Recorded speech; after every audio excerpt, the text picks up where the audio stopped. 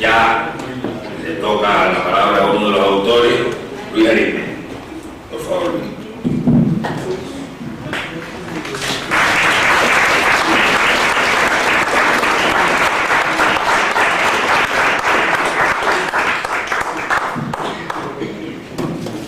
En 1947 se fundó el Boletín de Científicos Atómicos de la Universidad de Chicago para medir el tiempo de peligro después de la Segunda Guerra Mundial. El día del juicio final, el peligro del estallido de una guerra atómica quedó abierto después de Hiroshima y Nagasaki.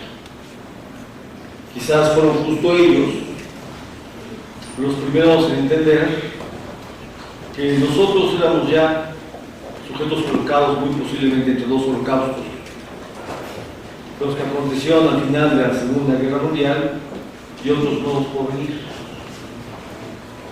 En 1953, en función del desarrollo de la bomba termonuclear, de la bomba de hidrógeno, cuando se hizo desaparecer un islote en el Pacífico por Estados Unidos.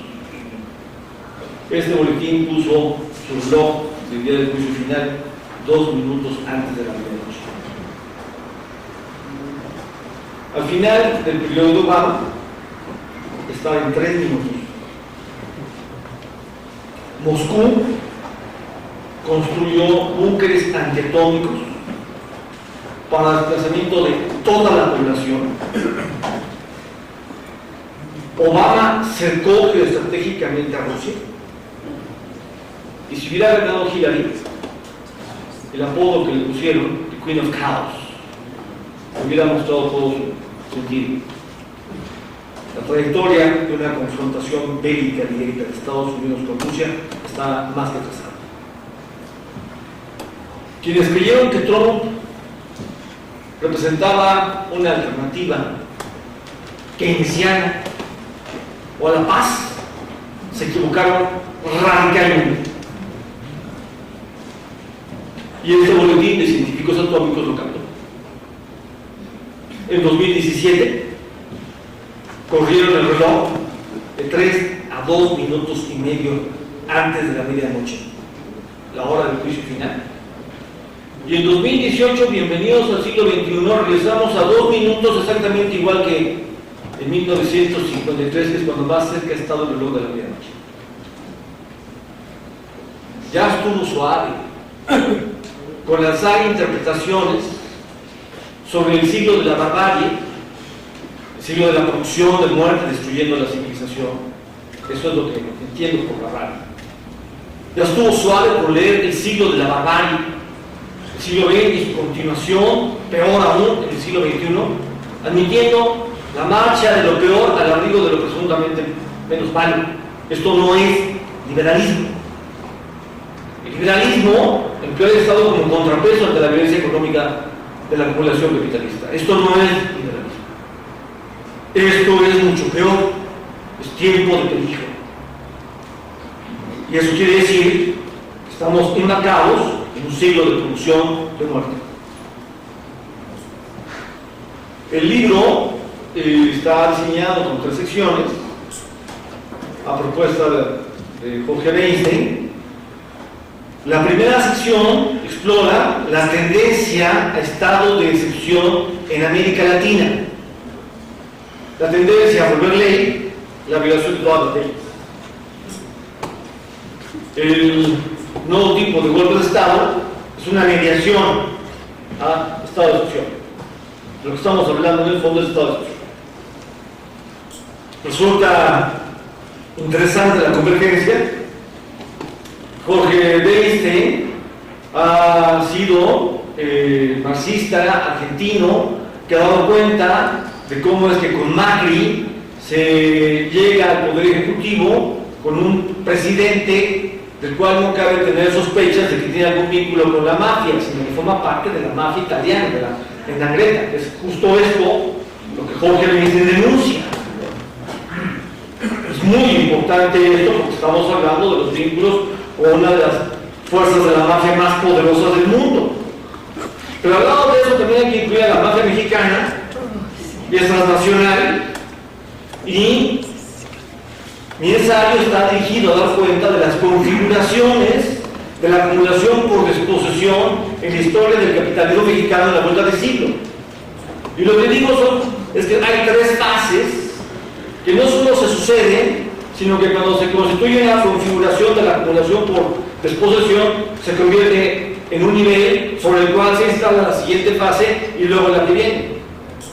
Así digo que entre el 82 y el 88 se aplicó en México, sin dictadura militar, lo que acaba de hacer Fidel en Argentina en el sexenio previo. Una explosión de la deuda externa financiada con desposesión del salario nacional.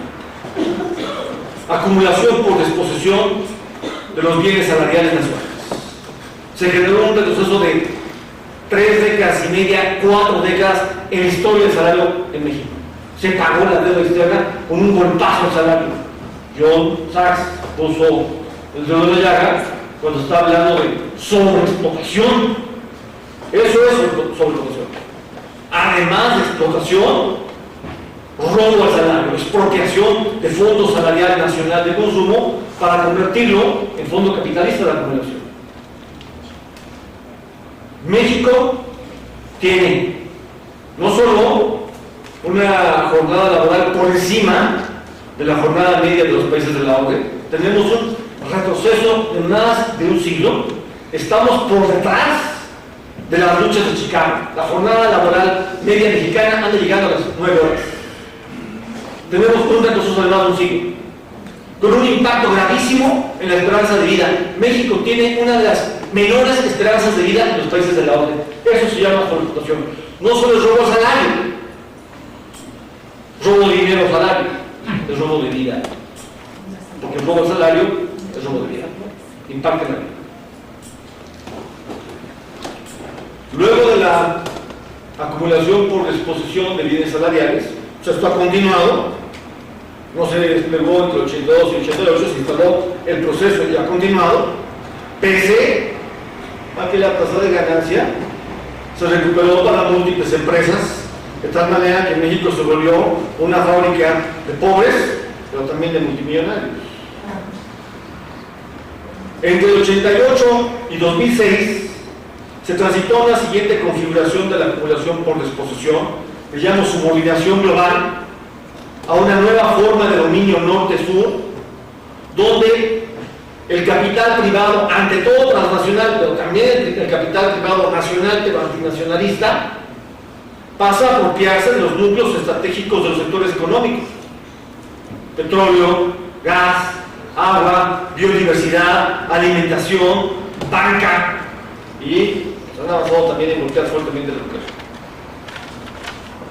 Todo lo que un país debe controlar para ejercer su soberanía económica está intervenido. Todo lo que un país debe controlar en estado de guerra está intervenido. Esto ha constituido la plataforma para una subordinación de largo plazo. México se volvió prototipo de una nueva forma de dominio. Por seguir al pie de la letra del consenso de Washington, más de 35 años, bienvenidos a la creación de una nueva forma de subordinación, nueva forma de ejercer el poder planetario. México fue ejemplar en la defensa de la soberanía nacional en el siglo XX. Ahora se ha vuelto un prototipo de una nueva configuración de dominio norte-sur, prototipo de la derrota del sur. Colombia y México son lo peor en las configuraciones del capitalismo en América Latina. Y México rebasó a Colombia. México rebasó a Colombia porque México se integró como ningún otro país a lavado de dinero. A Colombia le cayeron a granel las presiones de la ONU por su economía criminal. A México no, porque el lavado de dinero funcionó como nunca en la historia del capitalismo. Entre el 88 y el 2006 se redondeó este proceso, que acaba de concluir con las contrarreformas de Peña Nieto, la contrarreforma energética por delante, No hay manera de que ningún país del sur impulse su desarrollo económico si no tiene soberanía sobre la renta natural. Y eso quiere decir por delante renta petrolera, renta casera. Los países que no están colocados en una posición de ventaja en la estructura de la técnica planetaria o recurren a la renta natural o a Dios. El desarrollo económico es imposible. Y lo que México ha hecho es entregar, tenemos la cuarta reserva de gas más grande del mundo y una de las reservas de petróleo más grandes en el Golfo de México, tanto que estuvieran diciendo que no. Bueno, ya visitaron un montón de bloques y ya anuncian que la explotación del petróleo en el Golfo de México para dejar 40,000 millones de barriles ya arranca este año en aguas profundas. No sabe nada de qué espera de la orillita, no, en aguas profundas. Por aquí de que no había petróleo en aguas profundas, no, sí hay, ya arrancó, ya va a arrancar. Y para que captemos de qué estamos hablando, el tamaño de la disposición, en el peor momento en Bolivia, del Estado neoliberal, las transnacionales gaseras llevaban el 80% de la renta diferencial y dejaban el 20% para Bolivia. Con las concesiones que ha hecho México, el acuerdo es que nos van a dejar el 10% y se llevan el 90%. Pero en verdad ni eso, porque la Comisión Nacional de Hidrocarburos no va a estar revisando cuándo el petróleo saca del Golfo de México. Es una acumulación por disposición brutal, desperdicio del bono demográfico, no hay dinero para los jóvenes, están fuera de la educación. México tiene la mayor cantidad de jóvenes que ni trabajan ni estudian, entre 15 y 29 años dentro de los países de la OCDE. Se ha generado una ruina en la producción alimentaria, pasamos de ser prototipo en la seguridad alimentaria a ser prototipo en la dependencia alimentaria artificial, la impuso el Estado, se generó un desfinanciamiento estratégico del campo, una desindustrialización estratégica de Pemex. El pionero en hablar de eso en México fue John Saxon Hernández. Pemex se volvió el ejemplo de lo que estaban haciendo con el país. Somos el único país petrolero con ridículamente 6 refinerías, que además ni funcionan completas. Una entrega descarada de la renta petrolera al capital transnacional. Y en este contexto, de un impacto brutal al proceso de reproducción social nacional, no hay recursos para educación, no hay recursos para vivienda, no hay recursos para salud, pero sí para entregar la renta transnacional, la renta natural, para integrar una renta transnacional espuria o artificial. En este contexto viene la acumulación por disposición que integra lo que yo llamo capitalismo necropolítico, una forma de capitalismo que hace valer la política de muerte para instalar violentas y decadentes formas de acumulación por disposición. Tributo por circulación de personas, tributo por circulación de mercancías, tributo por casa-habitación, tributo por drogas, tributo por mercado negro de órganos, tributo por mercado negro de armas y, por supuesto, trata de blancas, que es el segundo canal de la economía criminal de México. Esta perla es México. No les bastó la disposición de los bienes salariales nacionales. No les bastó la disposición de la plataforma estratégica económica del país. Inventaron que la venta de todo nos iba a dejar resolviendo la deuda externa.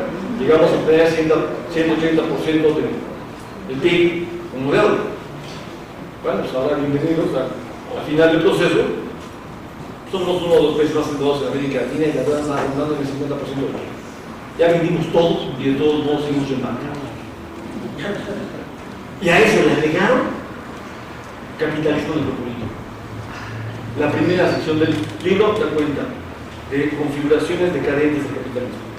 Jorge Belsen habla de Macri y la mafia, yo hablo del capitalismo necropolítico. Y luego agregamos en la segunda sección la discusión Jorge sobre el fascismo, un concepto borroso para aludir a cómo se mezcla de diferentes fuentes culturales caóticamente, pero hacia una perspectiva de política de norte. Yo hablo de tendencia no autoritaria porque estoy vinculándome con una herencia de la escuela de Frankfurt, con Horkheimer. Y esto quiere decir una configuración del capitalismo crecientemente violenta, nada de que el nazismo llega de fuera como algo ajeno al capitalismo, que fue la formulación de Hannah Arendt, que vuelve a ser la formación de Führer a finales del siglo XX. El nazismo es el capitalismo llevado a su extremo violento, combinando violencia económica anónima y violencia política destructiva, pero lo más importante de todo es que el término autoritario en Horkheimer, que no tiene el significado que regularmente le atribuimos a autoritarismo, nos trata nada más de imponer de arriba hacia abajo, es un término que está dando cuenta de que hay complicidad en la multitud.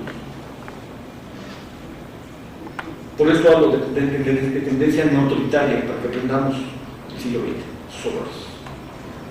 Cuando hay crisis, el capitalismo instala situaciones de escasez artificial que producen polarización.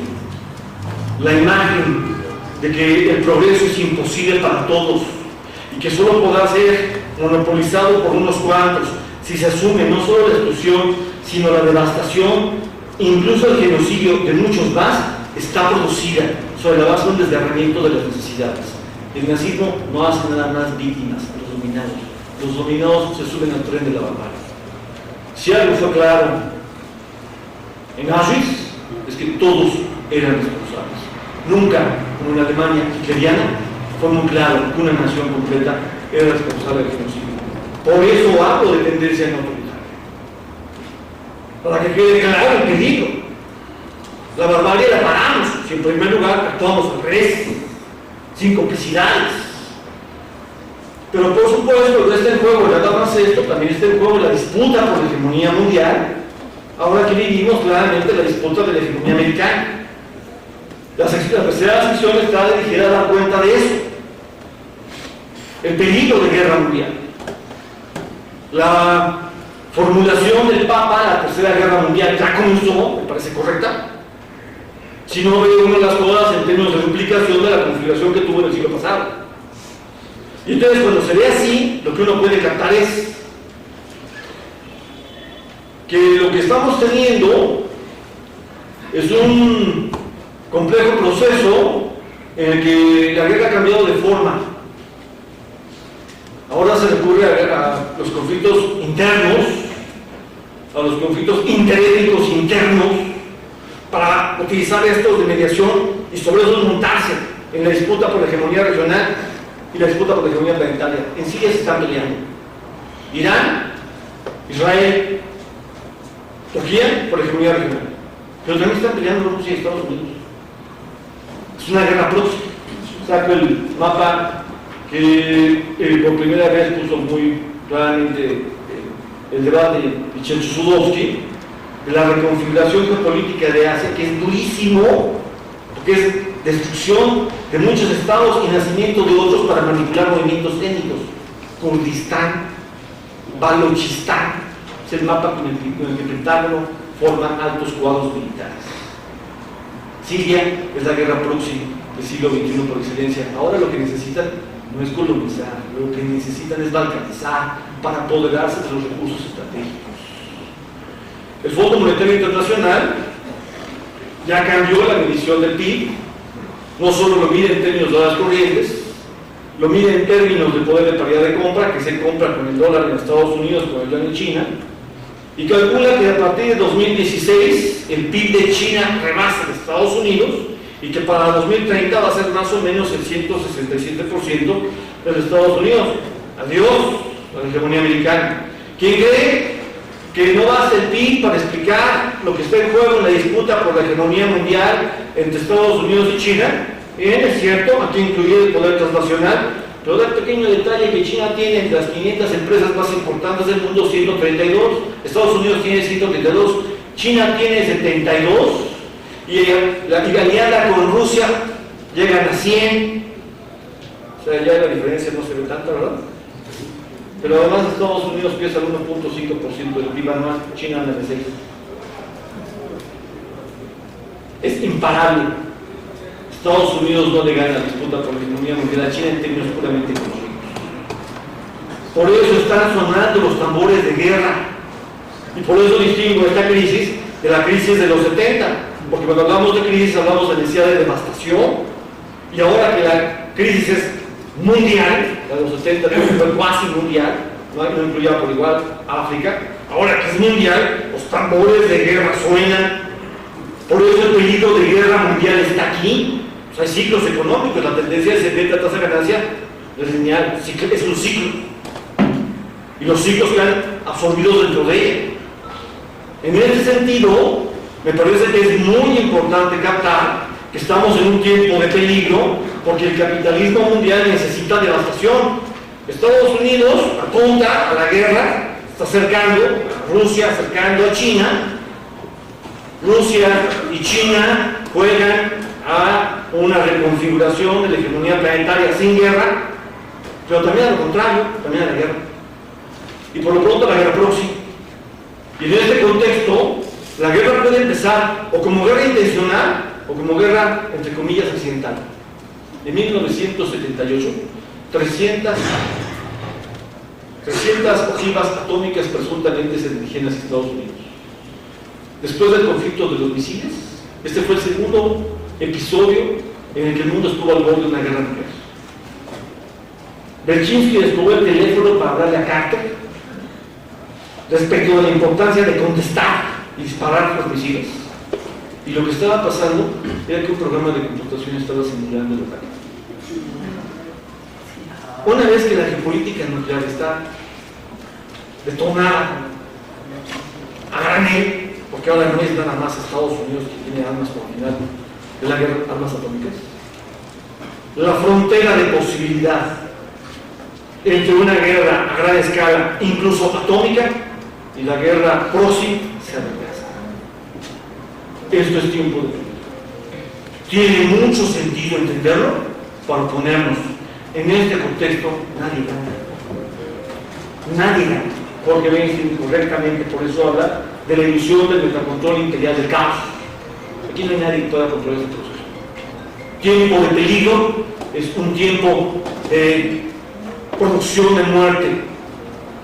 En Trump lo que tenemos es o Estados Unidos se mantiene como hegemón o el infierno para todos. Que Estados Unidos ya no tiene cómo mantener el control de sus turbantes. Esto nos coloca en una situación en la cual el tiempo de peligro convoca a tiempo de oportunidad. Ahora, como nunca antes, podríamos abrir alternativas, porque la necesidad de construirlas está aquí y ahora, radicalizándose. Tiene sentido entender el peligro para convocar la esperanza. A eso está dedicado el libro que Jorge Weinstein y un servidor escribimos. Gracias.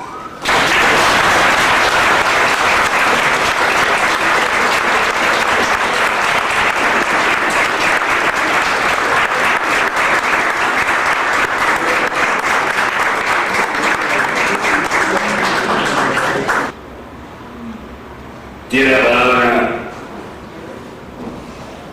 nuestro querido amigo de todos los que estamos aquí, hombre sabio y hombre de luz larga, Jorge Weinstein.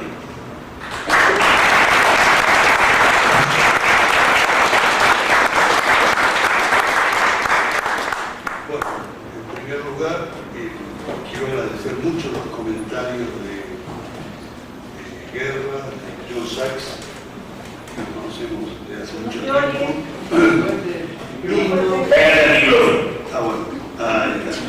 Y de Galindo, que me han parecido muy interesantes.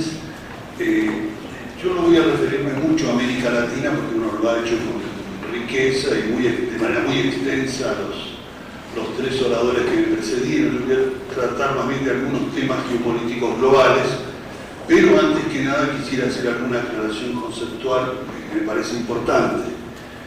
Yo no soy el autor del concepto de lumpenburguesía. Si yo lo hubiera sido, me sentiría también muy orgulloso. Es un concepto muy viejo, yo estaba ahora haciendo las cuentas, tiene 168 años que lo inventó, para decirlo de una manera, un señor que era bastante riguroso y yo diría que hasta quisquilloso. Yo en mis viejos estudios de marxología, que era mi maestro hace muchos años, que era Maximiliano Rubber, nos íbamos a los archivos de Ámsterdam y a otros y veíamos la letrita de Marx tachando y subrayando y tachando y poniendo cosas y sacando las grandes cartas de Marx. Siempre hay una carta y 3 o 4 borradores antes. Y Y en un año muy importante para este hombre, que era un hombre muy joven, nació en 1818, estoy hablando del año 1850, que es muy importante para su vida porque de ahí definió conceptos que marcaron a la humanidad. Entre otras cosas, escribió un libro que tuvo, tal vez en vida de él no tuvo gran difusión, pero después sí tuvo una difusión muy importante, que se llama, y lo sigue difundiendo, La lucha de clases en Francia, y él ahí con mucho rigor, porque un hombre que diferenciaba, buscaba las palabras, y eso define dos conceptos que no, digamos, que tienen vinculación, pero que son muy diferentes. Uno es el concepto del hombre proletariado, que lo asimila a la canalla. Son estos andrajosos. Y el otro es el concepto precisamente del hombre burguesía. Él escribió una página entera en ese libro, no todos tenemos obligados a haberlo leído, pero donde él se refiere a quienes habían tomado el poder en Francia con la Revolución de 1830, para llamarlo de alguna manera, que instala a Luis Felipe de Orleans, y a esa burguesía orleanista, cuyo máximo exponente el día que llega al poder Luis Felipe dice: somos nosotros los banqueros que hemos tomado el gobierno. En realidad no eran los banqueros. Marx dice: no, esto es mucho más o mucho menos, no sé, o peor que esto. Son especuladores, criminales, degenerados, gente que no tiene nada que ver con la producción. O sea, no es la burguesía industrial inglesa, es una suerte de burguesía anómala. Y él dice: esta gente ha llevado hasta las más altas cumbres del poder los hábitos, las costumbres del lumpenproletariado. Luego de eso, pasan los años, otro autor bastante riguroso también, que fue Ernest Mandel, me estoy refiriendo a los años 50, que hace un trabajo sobre la burguesía de Brasil, y él usa también el concepto de lumpenburguesía. Tiempo después, otro autor bastante riguroso, muy polémico, que fue André Bundelfrank, que escribió hasta libros con esa palabra. Por eso digo, yo no la he definido, pero bueno, y luego de eso, por supuesto, yo hice un libro que se llamó Capitalismo Senil, publicado originalmente en Brasil, eso en el año 2001, donde tomo ese término, lo retomo, lo desarrollo. Un año después, Samir Amin, que no creo que sea tampoco un señor muy frágil, poco riguroso, saca un libro que se llama Más allá del capitalismo senil, concepto que no es de Marx, sino que un gran estudioso de Marx, que fue Roger Tangueville, que toma este concepto y también lo vincula con esa mutación de la burguesía en general, de la faz productiva, de todo ese dinamismo que la caracterizó en otras épocas, a una burguesía parasitaria. Que es financiera, porque es mucho más que financiera, es narcotraficante, tiene servicios de seguridad, esta burguesía, esta lumpenburguesía a nivel global, que es la que tiene realmente el poder en los Estados Unidos. Y Trump no es una casualidad histórica, no es un ovni, no es algo que cayó de no sé de cualquier lugar, es un loco, pero es el representante político, que aparece en el nivel político más alto de una burguesía absolutamente degenerada, ¿no es cierto? Y yo creo que hay que entender eso para poder entender el mundo en el que vivimos. Bueno, aclarado este pequeño tema conceptual, voy a pasar a referirme, digamos, a algo que empezó a ser tratado o insinuado en alguna de las intervenciones y que me parece muy importante para el mundo que estamos viviendo, y en estos días en que parecería que hoy se reunía Trump con Kim Jong-un. No sé qué, si me hubiera gustado escuchar lo que dirían es decir, lo que Kim Jong le dice a su traductor, lo que el otro traductor le dice, vaya a saber lo que entiende todo eso. Pero me hubiera gustado. Imposible, no creo que nunca se llegue a saber, porque Kim Jong es bastante serio, ¿no? Y Trump, bueno, cualquier cosa que diga no le vamos a creer. Pero me parece a mí una cosa interesante para entender esto que está viendo. Y lo otro fue la imagen que Ángel acá de Merkel, ¿no es cierto?, poniendo las dos manos sobre la mesa, sobre qué cosa, hablando con una cara de, ¿no es cierto?, una cara de Merkel, y detrás de él todos arropados, pobrecitos Macron, el japonés, el italiano, y ella como mujer brava, enfrentando a este que vaya a saber, yo nunca le hablaba en inglés, porque no creo que Trump entienda, entiende un poco el inglés, pero no creo que el alemán lo pueda hubiera sido mejor que lo hablara en alemán, porque la cara de Merkel hablando en alemán. Ahora, yo creo que acá lo que tendríamos que ver es que si hay peligro de guerra, no es porque estemos ante un imperio en expansión. Un imperio en expansión, en primer lugar, no tendría a Trump de presidente. Cuidaría las formas institucionales, los lenguajes, no renunciaría a, ¿cómo se llama?, a un acuerdo con el G7, que es lo que hizo este loco ayer, mandando a Twitter, ¿no es cierto? Eso es algo inimaginable. Yo incluso le comentaba a Ángel hace ya muchos años, esto sería, bueno, creo que sea 2002, no sé, por ahí, que estábamos dando una de estas mesas, una mesa redonda en La Habana, y estaba Fidel Castro y después se nos acercó, empezamos a hablar y fue todo gracioso y sorprendente, y que Fidel dice, sí, empezamos a hablar de Bush hijo, ¿no es cierto? Y él dice, sí, porque realmente estamos haciendo estudios psicológicos sobre Bush, porque es un loco, dice. Es un loco. Y yo creo que él tenía razón, en el sentido que muchas veces, yo creo que tenía dos mensajes, el otro porque los que estábamos en este grupo de mesa redonda éramos, digamos, con ínfulas científicos sociales, a veces muy reduccionistas, y él nos estaba diciendo, bueno, hay que estudiar la psicología de estos personajes, y eso es elemento, psicología no solo de, yo diría, en este caso de Bush, ahora de Trump, sino todo el grupo social que tiene el poder. Esto es muy importante para entender por qué hacen tal cosa o tal otra, pero hay algo que me parece que es esencial, y que reitero.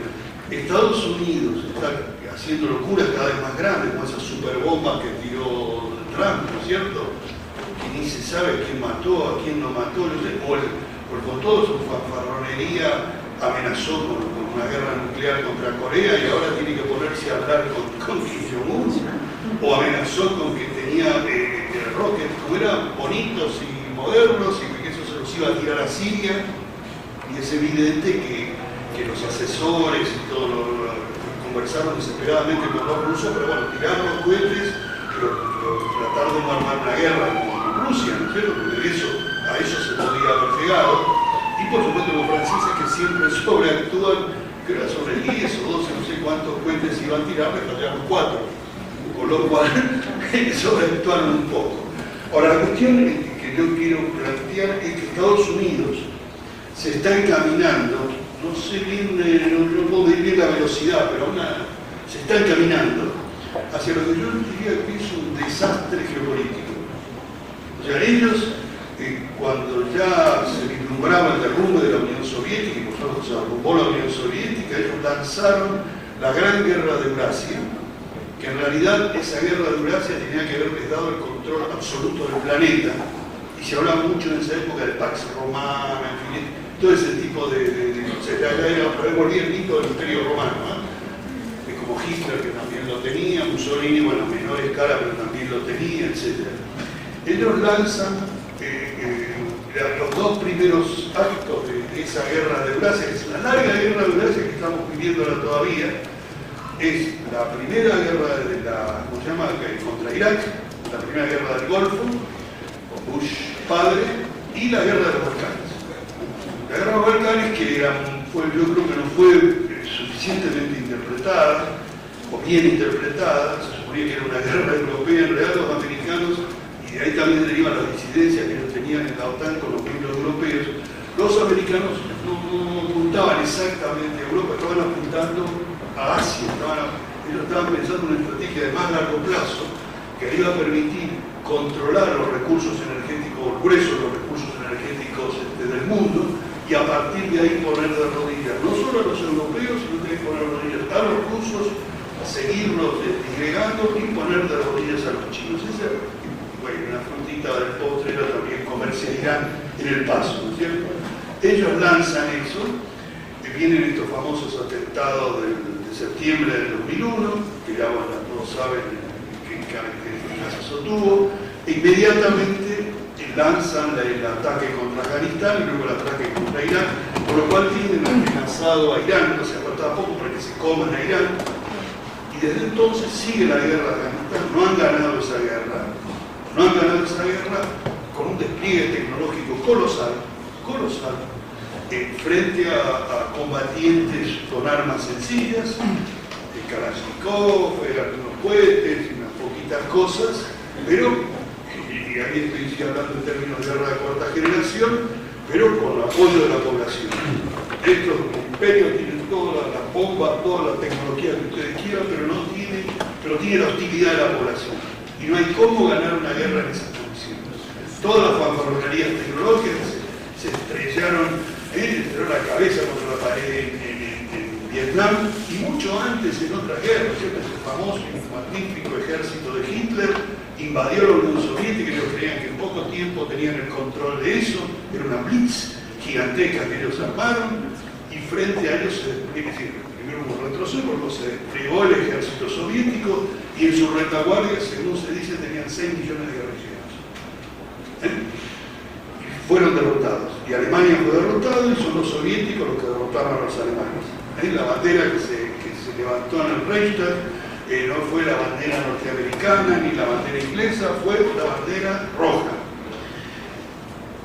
Ahora, ellos lanzaron esas dos guerras y además empezaron a poner pequeñas bases militares, delegaciones militares en las 6 repúblicas soviéticas del Asia Central. Bueno, parecía que en poco tiempo más se comían al mundo. Y luego Tiananmen, y entonces, bueno, ya yo lo decía hace pocos días, bueno, ¿quién va a ser el Yeltsin chino? ¿Y cómo se iba a repartir China y qué iba a hacer eso? Bueno, la guerra en Afganistán sigue, no han ganado esa guerra, invadieron Irak, ganaron la guerra convencional, pero no pudieron controlar a ese país, no lo pudieron controlar, se les fue escapando de las manos, y hoy en día hay una franja chiita de países, de movimientos que va desde Irán, pasa por Irak, sigue por Siria, llega hasta el Líbano con el Golán. O sea, ellos lo que creían que era una fácil guerra de conquista se ha transformado en algo, en una especie de región hostil, y ahora lo último, que ha sido la derrota que ellos han tenido en Siria, digamos, cierran por completo la situación. Y no solamente eso, o sea, ¿cuáles son las consecuencias de su famosa guerra de Eurasia? No solo eso, sino que ellos tenían por lo menos 3 países importantes. Uno, bueno, con bombas atómicas o hidrógeno, no sé qué es Israel, lo siguen teniendo, pero hay que ver en qué condiciones eso se va a seguir sosteniendo. Lo otro que sí es un revés fenomenal, que es Turquía, que se va tomando distancias de los Estados Unidos. Turquía ya deja de ilusionarse con la alianza con la Unión Europea, que los han despreciado, nunca pudieron entrar. Turquía ahora se da cuenta que hay 180 millones de pueblos turcos extendidos por Asia y que llegan incluso a una provincia oriental rusa, y miran hacia eso, y se alinean con los chinos y negocian con los rusos. Están perdiendo, digamos, el apoyo, el sostenimiento en la región de una de las potencias militares más importantes. Y lo otro es el tema de Arabia Saudita, que es realmente una especie de locura, porque la monarquía, bueno, ahora había un golpe interno como para controlar mejor la situación, pero en el caso de Arabia Saudita, depende comercialmente de China. Su principal cliente es China, ¿cierto? Por otro lado, bueno, siguen siendo satélites de Estados Unidos, va a ser que va a terminar eso, y además están perdiendo la guerra de Yemen. Entonces ustedes fíjense que hace unos cuantos años teníamos la Pax Romana, los Estados Unidos conquistaban el planeta, han pasado todos esos años, han perdido a los turcos, los árabes sauditas van a saber que les termina la historia, ¿no es cierto? Las repúblicas ex-soviéticas del Asia Central las han perdido prácticamente todas las influencias que ellos tenían las han perdido, y hoy en día los chinos y los rusos, una alianza estratégica increíble, los chinos tomando la cabeza de eso, lanzan un gran programa económico para todo Eurasia, ya no es solo el Asia, sino extendiéndose a Europa, o sea, los los dos redes, ¿no es cierto?, las llamadas hiperruta de la seda o Orping, se llama de muchas maneras. Yo hace días en México hacía referencia, por darle unas cifras que hay que darlas, las inversiones que está suponiendo la mega ruta de la seda de los chinos son del orden de $1 billón, o sea, en inglés $1 trillón. Y yo decía en esta referencia de que, tomando las cifras actuales, el plan Marshall debe ser más o menos unos $150.000 millones, o sea, 6 veces el plan Marshall lo que los chinos están lanzando sobre Asia. Entonces, esta gente está perdiendo el control, que nos suponía tener control del planeta, ¿no es cierto? No lo han hecho guerras despiadadas, ¿no es cierto? Han destruido países, como en el caso de Libia, lo han destruido, pero terminan perdiendo el control. Han hecho una obra de destrucción fenomenal sobre Irak, y resulta que ahora Irak está cada vez más cerca de Irán. Entonces yo me imagino las conversaciones que tienen en los más altos niveles, sí que hay algunas conversaciones coherentes en Estados Unidos, y que de verdad hemos lanzado esta guerra y estamos siendo derrotados. Entonces acá ellos están, digamos, acercándose a lo que yo calificaría, y esto sí es un concepto que lanzo aquí, no viene de Marx, que es un desastre geopolítico. Ellos han tratado de compensar, porque esto hace ya varios años se veía venir, esto ya con Obama se veía venir, ellos han tratado de compensar esto en una reconquista de su retaguardia histórica, que somos nosotros. O sea, la reconquista de América Latina, y se lanzaron a operaciones políticas, de la onda de la guerra de cuarta generación, en fin, se lanzaron operaciones muy desesperadas, yo las considero que son operaciones desesperadas. Un imperio en ascenso hubiera negociado seguramente con Lula, hubiera negociado con Cristina Kirchner, hubiera negociado, si es un imperio en ascenso, porque quiere problemas, hubiera negociado con los cubanos y con Venezuela, porque lo que se ha visto en estos años, de estos 4 casos que estoy mencionando, que eran 4 países dispuestos a negociar, siempre y cuando, lógicamente, en el caso más duro sobre los cubanos, porque respeten la soberanía, que respeten sus cosas, y después relaciones comerciales, culturales, diplomáticas, todo lo demás. Pero en esta situación en la que están de retroceso geopolítico global, no están en condiciones de andar haciendo negociaciones suaves. Largo plazo no existe hoy en día para los estrategas americanos. Entonces, lo de Brasil es digamos, trágico, pero si uno le quitaría lo trágico sería realmente cómico.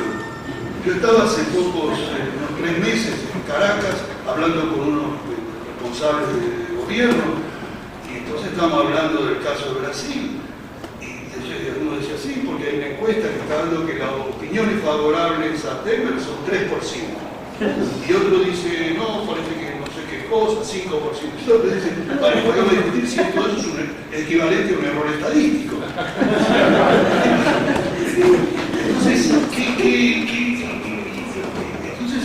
yo diría que lo de Brasil es una victoria pírrica, porque esta gente, frente a un gobierno que no representa, y si lo llegan a proscribir a Lula, con el que venga después va a ser una cosa como la de Temer, ¿qué van a conseguir con eso? Ahora, si vuelve Lula, bueno, si está más claro el Obrador, otra vez empiezan a retroceder.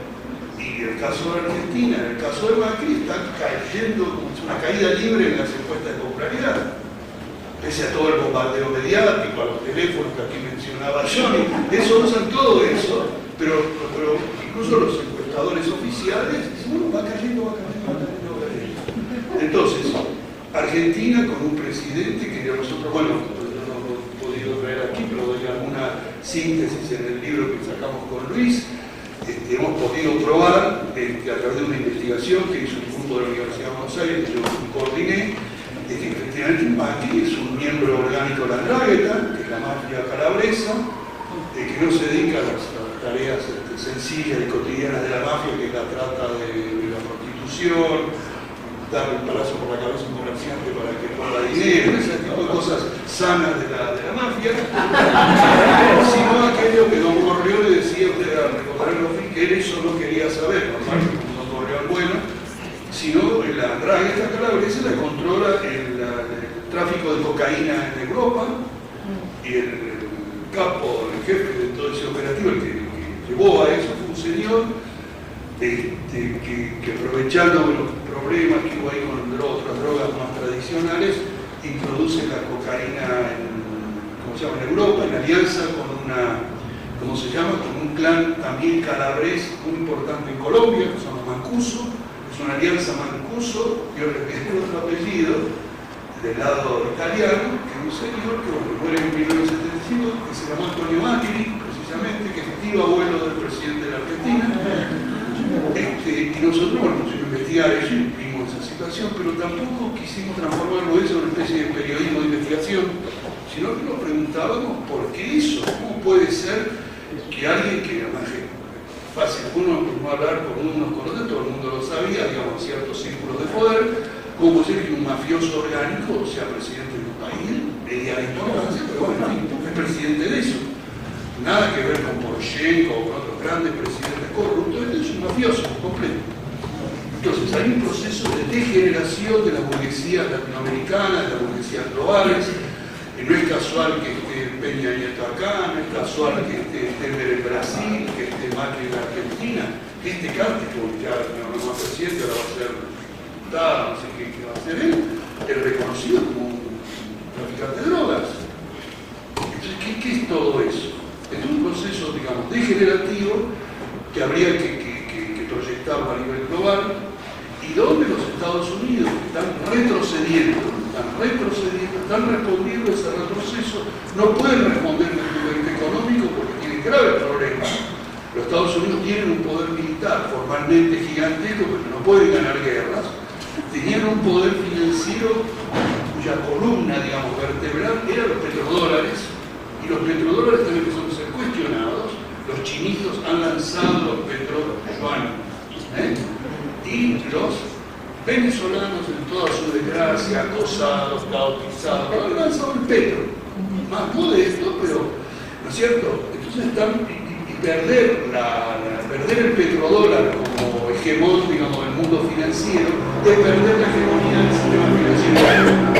Y en estos meses se está jugando eso. Se hizo la primera licitación de Petrobras, muy exitosa, y entonces están perdiendo el control militar, están perdiendo el control financiero y están desesperados.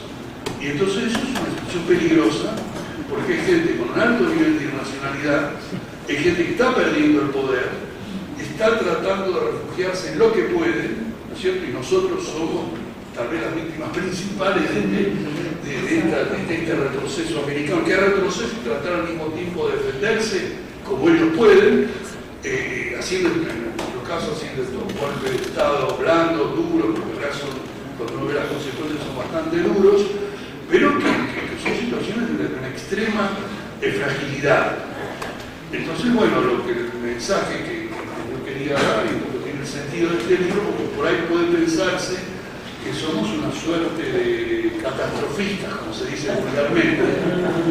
En realidad yo diría que en cierto sentido sí, pero no en el sentido vulgar del concepto, sino en el sentido más científico de lo que se llama la teoría de catástrofes, o sea, teoría de la bifurcación.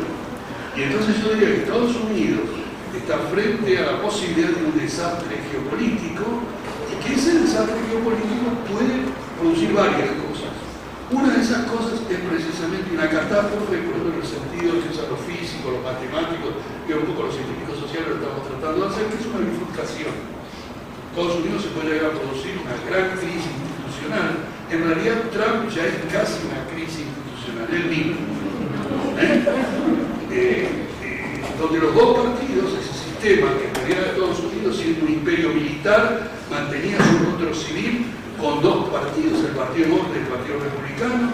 Ya tuvieron que poner los demócratas en la elección anterior a Obama, que no era un tradicional, y ahora a los republicanos se les escapó a la mafia republicana tradicional, se les escapó el candidato y apareció este y les ganó, ¿no es cierto? Yo creo que es importante entender el significado en Estados Unidos de todo esto, ¿cierto? Ellos están frente a problemas institucionales, yo creo, a la vista, y frente a una situación económica pésima, o sea, no diría mala, sino pésima. Larry Summers, estos personajes han lanzado desde hace varios años la idea del estancamiento de largo plazo, ¿no es cierto? Del estancamiento secular. Estados Unidos no levanta más allá del 2%, 2, algo de crecimiento económico. Eso es un crecimiento muy pobre, ¿no es cierto? Los europeos igual o peor, Japón peor, ¿no es cierto? Como tasa de crecimiento económico. Entonces, bueno, es decadencia geopolítica y decadencia económica.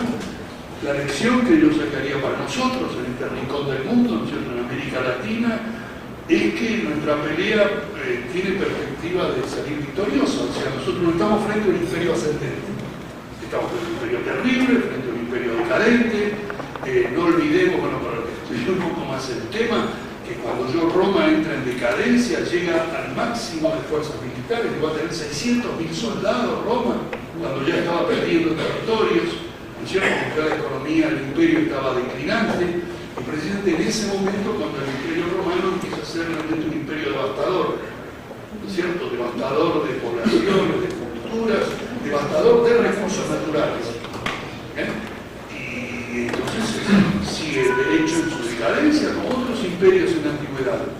Entonces estamos frente a un capitalismo global con el imperio norteamericano a la cabeza que para preservar sus posibilidades de dominación está devastando todo lo que puede devastar. Entonces, bueno, nosotros nos encontramos frente a un enemigo muy duro, pero también tenemos nuestras cartas para jugar. Es cierto que esta ofensiva que lanzaron a América Latina tiró hacia atrás este gobierno progresista, ¿cierto? Pero algunos quedaron, algo quedó. Maltrecha ha quedado Venezuela, que sigue peleando. Acá Ángel mencionaba las fuerzas populares armadas. Ya no es Brasil, no es Argentina, que con un juez o dos jueces pudieron arreglar las cosas. Ahí hay 250.000, y pronto va a haber 1 millón de gente civiles armados, además de las fuerzas militares venezolanas que son muy aguerridas, y que además las otras potencias emergentes, como el caso de los chinos y los rusos, les están dando algunas no tan pequeñas ayuditas, ¿no es cierto? Y eso como popular en ciertos círculos.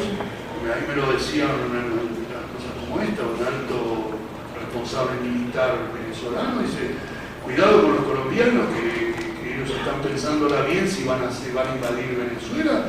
Nosotros tenemos en estos momentos dispositivos con los cuales podemos llegar a Bogotá.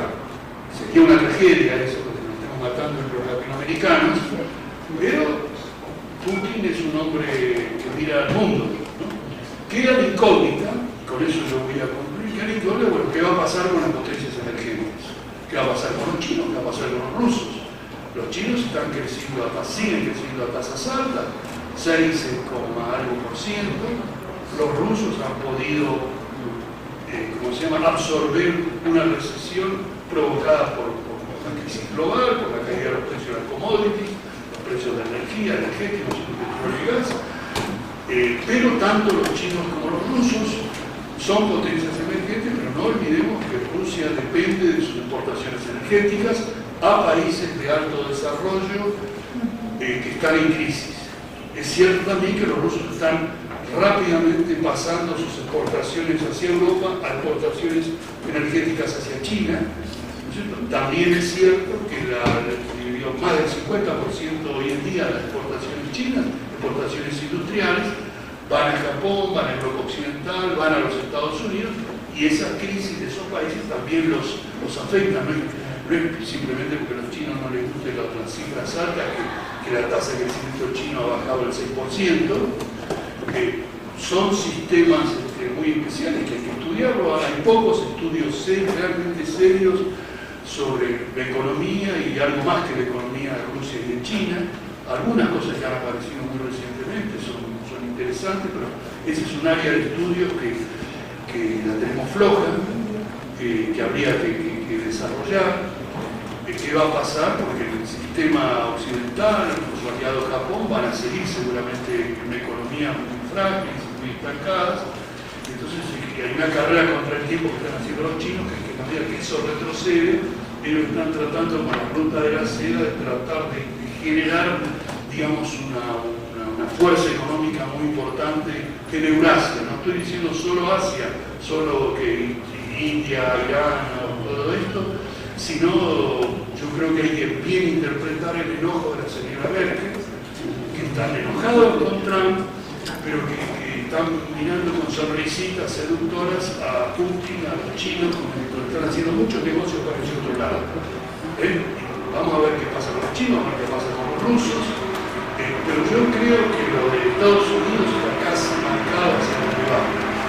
Yo venía pensando, mientras acá hablaban los colegas, soy un hombre del sur, simplemente tengo malos pensamientos, y me dicen, ¿quién dijo esto? Y me dice, un escritor y poeta que tenemos aquí en el extremo sur del mundo, al cual la gente de bien los detestó terriblemente, los de bien y creyentes pedían que ese tipo nunca le diera el premio Nobel, y los que no creen nada, por lo menos decían San Marx, no, tampoco no le dieron el premio Nobel, era Jorge Luis Borges, y que en su alma así media rara escribía taquitos, letras de taquitos y milongas, que es una especie de tango también es una variante de la milonga, pero es una variante del tango, es un tema de alto nivel académico.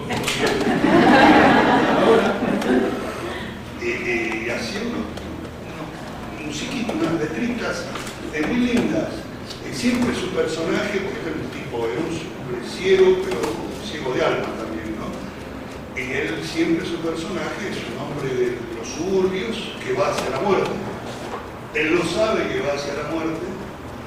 La gente normal no sabe que va hacia la muerte. Siempre dice, alguien sabe que va hacia la muerte, ¿no es cierto? Hay una milonguita que es la milonga Jacinto Chiclana, es uno de estos matones que Borges admiraba.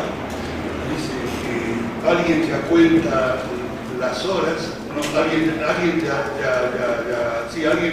cuenta las horas, alguien ya cuenta los días, alguien para quien no hay ni premura ni demora. Parecía que hay por ahí el ateo Borges creía en Dios, que sería el único que, pero digamos, esos tipos van hacia la muerte. Yo creo que Estados Unidos va hacia una gran crisis, va hacia una situación realmente de desastre, y espero que no nos atrape ese desastre a nosotros, que nos podamos zafar de eso como podamos. El mundo no es un mundo controlado por los americanos, ¿no es cierto? O sea, hay posibilidades para que gobiernos con un nivel de independencia que se pueda de los Estados Unidos encuentre aliados, encuentre posibilidades comerciales, ¿no es cierto? Eso sí es posible, entonces diría que el mundo mejor para nosotros es realmente posible.